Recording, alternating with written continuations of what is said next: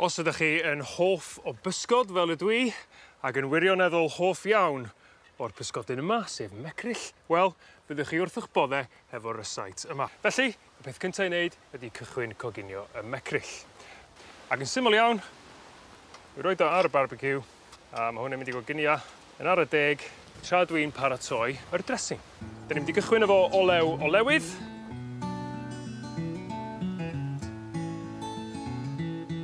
Digonydd o hwnna yn y badell ffrio. Mae hwnna wedi cynhesu, dwi'n barod i ychwanegu y garlleg.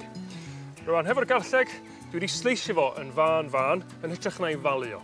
Oherwydd, dwi isio gweld beth dwi'n fita. A hefyd, os ydy'r blas y garlleg yn rhy gry, oherwydd dyma'r tro cyntaf dwi wedi drio fo, wel, allai ddewis i beidio i fita fo a i wffio fo i ochr y blat. Mae hwnna'n barod i fynd i fewn.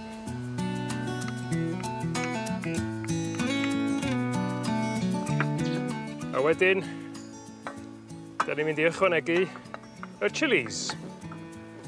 A mae'r lliw coch hyfryd ar y chilis yn mynd i edrych yn neis iawn yn enwedig ar ôl i gymysgu hefo'r ffa gwyrdd. Wedyn dwi'n barod i ychwanegu chydig bach o halen a pupur. A wedyn dwi'n barod i ychwanegu'r ffa. Rwan, mae gennai ffa yn ffres o'r ardd, ac maen nhw'n ffa ifanc. Felly, does angen poeni am dynnu'r croen i ffwrdd. I fewn ar cwbl lot.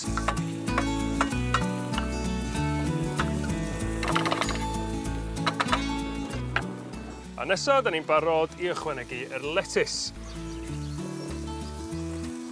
Ac dwi'n isio coginio'r letys, mond i'w gwywo nhw rhyw fymryn.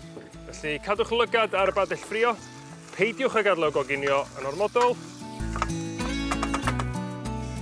Reit, dwi'n siŵr bod y Mecryll yn barod wan. Dwi'n mynd i dynnu hwnna i ffwr o'r gres, ac dwi'n mynd i roi'r gwely o letys cynnes i lawr gynta. A mae hwnna'n edrych yn neis iawn. Edrych reit Gymreig hefyd, efo'r coch gwyn a gwyrdd yna.